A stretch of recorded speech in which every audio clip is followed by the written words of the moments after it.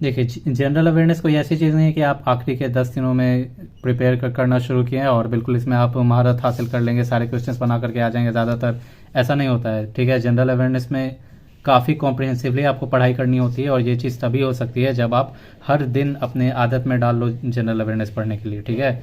अगर आप न्यूज़पेपर पढ़ते हैं, द हिंदू या द इंडियन एक्सप्रेस वगैरह, तो बहुत अच्छी चीज़ है, कंटिन्यू करते रहिए। अगर आप नहीं पढ़ते हैं तो भी मैं आपको बता देता हूँ कि क्या आप कर सकते हैं, ठीक है। ये सब मैं जो भी रीजनिंग में क्वांट में जो भी मैं स्ट्रेटजी बताऊंगा पूरी तरह से डिटेल में आगे की वीडियोस में, उन सब के साथ साथ आपको इसको भी फॉलो करना होगा, ठीक है। ऑलराइट, चलिए आप देखिए वीडियो सोर्स में आप क्या कर सकते हैं। तो मैं आपको रिकमेंड करता हूँ कि एक चैनल है वर्ल्ड अफेयर्स, ठीक है।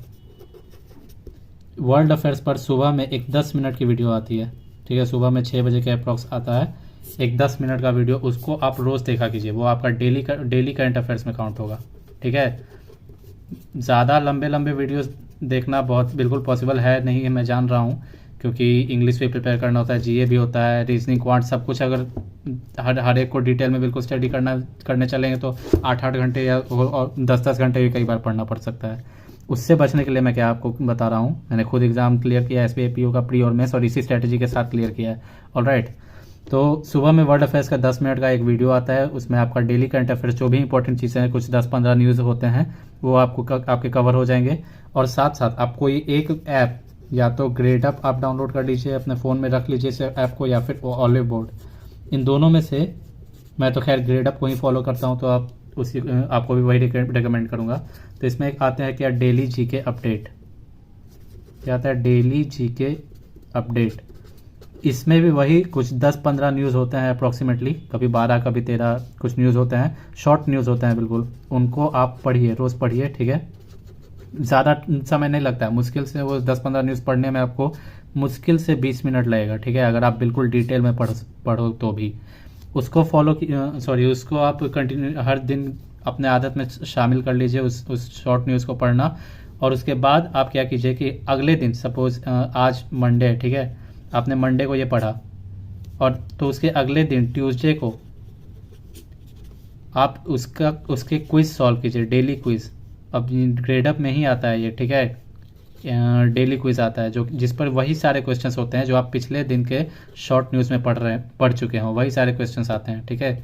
ये डेली क्विज आप सॉल्व करने से क्या होगा कि आपने ये जो डेली करंट अफेयर्स पढ़ा, जो वीडियो सोर्स पे आपने फॉलो किया, और जो शॉर्ट न्यूज़ का करंट अफेयर्स आपने पढ़ा, ये दोनों में काफ़ी सारे, मतलब काफ़ी क्या, ऑलमोस्ट सारे ही न्यूज़ बिल्कुल सिमिलर होते हैं, सेम न्यूज़ ही होते हैं, बस आपका रिवीजन हो जाता है सेम डे। अब लेकिन ये सिर्फ पढ़ लेने से क्या होता है, ये बहुत ही वॉलेटाइल मेमोरी होती है, आप आज पढ़ोगे 2 दिन बाद भूल जाओगे। उससे बेहतर है कि क्या कि ट्यूसडे, मतलब मंडे को आपने शॉर्ट न्यूज़ पढ़ा, ट्यूसडे को पिछले दिन का डेली क्विज आप सॉल्व कीजिए, ठीक है। आप कहिएगा तो मैं उसके लिए अलग से एक वीडियो बना दूंगा कि किस तरह से आप ग्रेड अप से पढ़ सकते हैं। मोबाइल में ऐप रिकॉर्ड करके मैं आपको बिल्कुल दिखला दूंगा कि मैं किस तरह से करता था। तो डेली क्विज आप बिल्कुल बस कमेंट में हम बता दीजिएगा, अगर ज़्यादा लोगों का कमेंट आया तो मैं उस पर अलग से भी वीडियो बना दूंगा। तो ये डेली क्विज जब आप सॉल्व कीजिएगा तो ये जो चीज़ें आप पढ़ रखी है ये पिछले दिन, ये चीज़ें आपकी बिल्कुल ही नॉन वोलेटाइल हो जाएंगी। नॉन वोलेटाइल मतलब समझ रहे हैं ना, मतलब कि आप 4 दिन बाद भी आपसे अगर कोई ये ऑप्शन दे करके पूछे उस न्यूज़ के बारे में तो आपको याद रहेगी। इतना तो आपको करना ही है, प्लस साथ साथ में आपको क्या करना है, मैं अब एक फ्री और एक पेड सोर्स दोनों ही बता देता हूँ आपको, जो भी आपको ठीक लगे वो कर लीजिएगा। ऑलराइट, तो चलिए फ्री सोर्स में आप क्या कर सकते हैं कि आप ऑलिव बोर्ड ऐप पर ही आपको एक बोल्ट का पीडीएफ मिलेगा, बोल्ट मंथली पीडीएफ होता है, उसको आप डाउनलोड कर लीजिए। अगर आप ये चीज़ फ्री सोर्स से नहीं पढ़ना चाहते, आपको चाहिए कि बिल्कुल ही कॉम्प्रिहेंसिवली पढ़ना है, तो मेहनत आपको थोड़ी ज़्यादा करनी होगी, आपको पेड सोर्स खरीदना होगा अफेयर्स क्लाउड का, ठीक है। अफेयर्स क्लाउड पर कुछ 500 रुपये के आसपास होता है 1 ईयर का सब्सक्रिप्शन, वो आप ले लीजिए। उसमें आपको मंथली पीडीएफ मिल जाएगा, मंथली क्या वीकली डेली सब मिल जाएगा, लेकिन डेली तो आप पढ़ ही रहे हैं इस चीज़ को फॉलो करके, तो मैं सजेस्ट करूँगा कि आप मंथली पीडीएफ ही पढ़ा कीजिए। तो इनमें से जो भी दोनों के लिए सेम चीज़ करना है आपको, मंथली पीडीएफ उठाया आपने, उसमें जो भी इम्पोर्टेंट न्यूज़ हैं उसको 1 लाइनर के फॉर्म में लिखिए, 1 लाइनर के फॉर्म में लिखिए, ठीक है। इसमें भी सेम चीज़ करना है, मैं आपको दिखला देता हूँ कि मैं किस तरह से लिखता था टॉपिक वाइज, ये भी मैं बता देता हूँ आपको।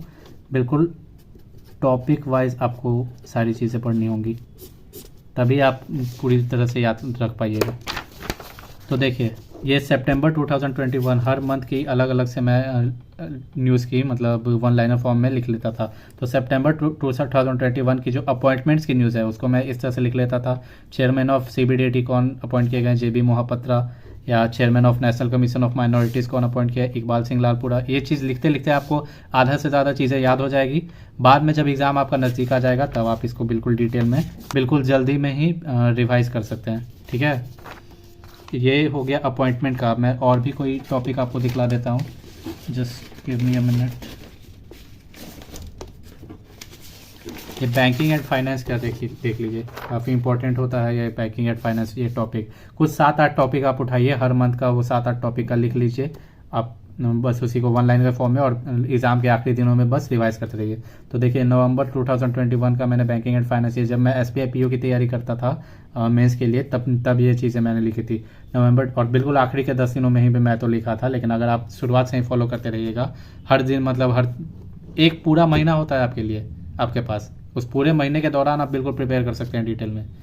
तो बैंकिंग एंड फाइनेंस का आप देख लीजिए, इस तरह से मैंने लिखा है। सपोज कोई भी इंडिया पोस्ट पेमेंट्स बैंक ने बजाज अलियांस के साथ टाई अप किया है, तो मैंने ये प्लस स्पीच में लिख दिया।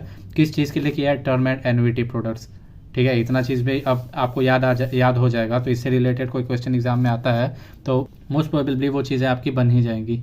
ठीक है, अब ये देखिए, वीडियो लाइफ SBI ने video life certificate for pensioners. तो ऐसे अगर डायरेक्ट के क्वेश्चन आते हैं कि हाल फिलहाल में कौन से बैंक ने पेंशनर्स के लिए वीडियो लाइफ सर्टिफिकेट शुरुआत किया है, तो आप डायरेक्ट लिख सकते हैं SBI। और आप कुछ इस तरह से आप इधर देख लीजिए। अब अक्टूबर 2021 का भी मैंने उसी तरह से इस एक पेज में ही बना दिया, इससे ज़्यादा मेहनत लगा भी नहीं मुझे।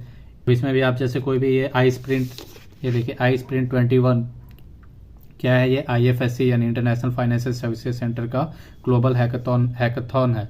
अब ये चीज़ें, मैं एक चीज़ आपको बता रहा हूँ, ये चीज़ें मैंने तो वन लाइनर के फॉर्म में लिखी है, लेकिन जब मैं इस चीज़ को लिख रहा था उस PDF से उठा करके, तो उस PDF में 3-4 लाइन के जो न्यूज़ होता है वो भी मैं पढ़ता जाता था, तो वो भी काफ़ी हेल्पफुल साबित होता है। और सेम चीज़ आप यहाँ पर भी कर सकते हैं, पेड सोर्स में भी आपको वही चीज़ करनी चाहिए। इंग्लिश में अब आप देख लीजिए, इंग्लिश में मैं थोड़ा यूनिक स्ट्रेटजी है मेरी। ठीक है, एक्चुअली क्या होता है कि इंग्लिश को आप समझ लीजिए, देखिए RC, पैरा जंबल और मिसलेनियस 3 चीज़ों में बांट लीजिए। RC मतलब रीडिंग कॉम्प्रिहेंशन, आपके पास एक पैसेज होगा, कुछ चीज़ें आप कुछ क्वेश्चंस होते हैं उससे रिलेटेड, और उसको आपको मतलब पढ़ करके उस पैसेज के अनुसार राइट ऑप्शन आपको सिलेक्ट करना है। पैरा जंबल कुछ सेंटेंसेज होते हैं जिसको आप अरेंज करके कौन सा सेंटेंस पहले आएगा कौन सा सेंटेंस बाद में आएगा, ये चीज़ आपको अरेंज करना रहता है। उसके अलावा जो भी है वो सब मिसलेनियस में आप ले लीजिए, जैसे क्लोज टेस्ट हो गया, एरर डिटेक्शन वगैरह हो गया। अब देखिए, इंग्लिश में आपको ग्रामर पर क्या एक बहुत बड़ी मिस्टेक क्या करते हैं ज़्यादातर स्टूडेंट्स की, ग्रामर पर फुल फोकस दे देते हैं। पूरा फोकस उनका ग्रामर पर ही होता है कि एक एक रूल बिल्कुल याद किए जा रहे हैं कि इस यहाँ पे इन्फिनेटिव वर्ब है या जो भी है, यहाँ पे हेल्पिंग वर्ब है, हेल्पिंग वर्ब के साथ क्या होता है। आपको इतना नहीं करना है, आपको PhD नहीं करनी है इंग्लिश में, बेकार में आपका टाइम वेस्ट ही होने वाला है अगर आप ऐसा कीजिएगा। तो आपको बस रीडिंग पर डिपेंड रहना है। ठीक है, रीडिंग ये मैं बता दे रहा हूँ, चले मैं एक पहले आपको बता दे रहा हूँ। IBPS क्लर्क के प्री में मेरे 28 आउट ऑफ 30 मार्क्स आए हैं। ठीक है, और SBI PO के भी प्री में मैंने 30 के 30 अटैम्प्ट, ओवरऑल मैंने 59 अटैम्प्ट किए हैं। मेरे मार्क्स नॉर्मलाइज होकर 62 हुए हैं, कट ऑफ 61.25 थी OBC की। और अब देखिए, इस 59 में से ज़्यादातर अटैम्प्ट मेरा मेजॉरिटी एक जो चंक है वो 30 अटैम्प्ट मेरे इंग्लिश में थे। ठीक है, तो आप अब देखिए कि अब इंग्लिश में मेरे ज़्यादातर क्वेश्चंस, मतलब शायद ही कोई गलती हुआ होगा, 2-3 क्वेश्चंस ही गलत हुए होंगे जहाँ तक मुझे याद है। सेक्शन वाइज मार्क्स इसमें शो नहीं किया जाता है, इसलिए मैं आपको सेक्शन वाइज बता नहीं सकता हूँ। एनीवेज, तो इंग्लिश में मैं कह रहा था कि रीडिंग की अगर आपकी हैबिट है तो बहुत अच्छी है। अगर आप न्यूज़पेपर पढ़ते हैं तो नहीं पढ़ते तो कोई बात नहीं, आप न्यूज़पेपर पढ़ लीजिए, कोई भी द हिंदू या इंडियन एक्सप्रेस। और ऐसा भी नहीं है कि आप एडिटोरियल पढ़िए लंबा लंबा, जो भी है टफ वर्ड्स होते हैं उसमें आपको कोई ज़रूरी नहीं है एडिटोरियल्स वगैरह पढ़ने की। ठीक है, अगर आपसे नहीं हो पाता है पढ़ सकते हैं आप तो बहुत अच्छा है, लेकिन अगर आपसे नहीं हो पाता है, आपको टफ लग रहा है एडिटोरियल पढ़ना, तो मत पढ़िए, आप कोई नॉवल उठा लीजिए। ठीक है, और नॉवल में भी आप अपने ही चॉइस का, कोई भी, आपको साइंस पसंद है तो साइंस का कोई नॉवल उठा लीजिए, फिक्शन का नॉवल आपको पसंद है फिक्शन पर उठा लीजिए, लिटरेचर उठा लीजिए, कोई भी आपको मतलब कोई भी एक उठा लीजिए, उसको पढ़िए डेली। आप कम से कम 30 मिनट तो पढ़िए, मिनिमम मैं बता रहा हूँ, ठीक है। अब चलिए 30 मिनट भी नहीं होता है, कम से कम 20 मिनट ही पढ़िए, आपको इम्प्रूवमेंट होगी ओवरऑल, ठीक है ना। आपकी इंग्लिश विद इन टाइम आप देखिएगा आपकी इंग्लिश इंप्रूव होने लगेगी। अब इसके साथ साथ आप क्या कीजिए, मॉक्स दीजिए। अब मॉक्स के दौरान ही आप काफ़ी, मॉक्स बहुत इंपॉर्टेंट है, इसीलिए मैंने इसको 3 स्टार बिल्कुल मार्क करके रखा है। इंग्लिश के मॉक्स अटेम्प्ट करना बहुत ही इंपॉर्टेंट होता है। आप हो सके तो आप सेक्शनल मॉक्स अटेम्प्ट कीजिए इंग्लिश के, नहीं तो आप फुल लेंथ मॉक अगर अटेम्प्ट कर ही रहे हैं, जो कि आपको करनी चाहिए बिल्कुल, तो उसमें भी आप जो भी क्वेश्चंस आपके इंग्लिश के गलत होते हैं उनको तो बिल्कुल एनालाइज कीजिए, उसका सॉल्यूशन देखिए, और सॉल्यूशन में आप देखिए कि किस कारण आपका वो गलत हुआ है। इसको एनालाइज करते करते आपको सारे इंपॉर्टेंट रूल्स आपको याद हो जाएंगे इंग्लिश के, फिर आपकी एक्यूरेसी काफ़ी इंप्रूव होने लगेगी, ठीक है। डिटेल में मैं नहीं बता रहा हूँ कि पैराजम्बल में भी आप क्या करने लग जाइए, या क्लोज टेस्ट में आपको क्या करना चाहिए, रेयर डिटेक्शन में क्या करना चाहिए ना। तो मैं खुद कभी डिटेल में इतना पढ़ा हूँ, पूरी तरह से मैंने मॉक्स पे ही रिलाई किया था।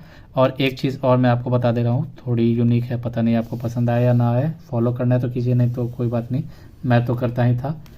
हॉलीवुड मूवीज़ में देखा करता था, ठीक है, लेकिन उन मूवीज़ को मैं देखता हिंदी में ही था। ऐसा नहीं है कि मुझे भी इंग्लिश में देखने में बहुत मज़ा आता है, हिंदी में ही देखने में ज़्यादा मज़ा आता है कोई भी मूवी, लेकिन उसमें मैं सबटाइटल्स ऑन कर लिया करता था, ऑलराइट।